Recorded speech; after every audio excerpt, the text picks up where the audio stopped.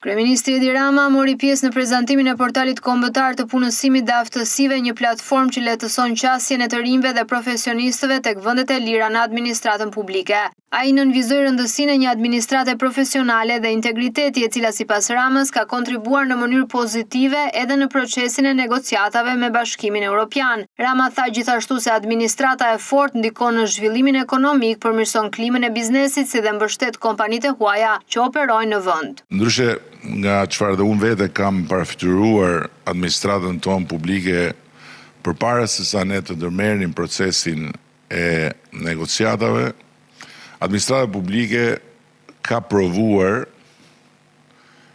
të kundërtën e shumë paragjykimeve që kanë rënduar mbi të në vite.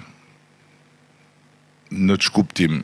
Në kuptimin që në ndërkohë që perceptimi për administratën publike ka qenë goxha i rënduar nga paragjykimet, të cilat patjetër që nuk kanë lindur në boshllëk, por kanë marrë shkas nga sjellje, nga veprime, nga akte që ndonjëherë janë ekspozuar dhe publikisht në të gjithë shëmtinë e tyre.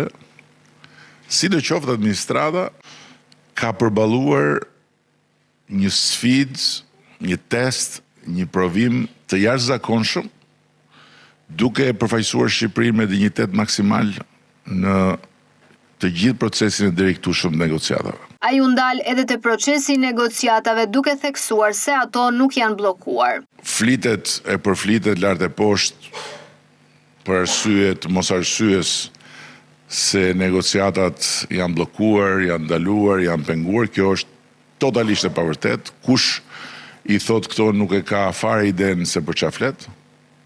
Negociatat nuk janë një shëtitje në lëndin, por janë një proces testimi i vazhdueshëm dhe provimesh të vazhdueshme. Dhe ky provim që tani zhvillohet mes nesh dhe vendeve anëtare është një provim kyç, por ama nuk ka absolutisht zero motiv për të folur për bllokim, për pengim. Jemi totalisht sipas agjendës së përcaktuar. Rama njoftoi se portali i ri do të ndihmojë çdo të ri apo profesionist që kërkon një mundësi të re në sektorin publik të informohet dhe të aplikojë lehtësisht, duke rritur transparencën dhe efektivitetin e administratës.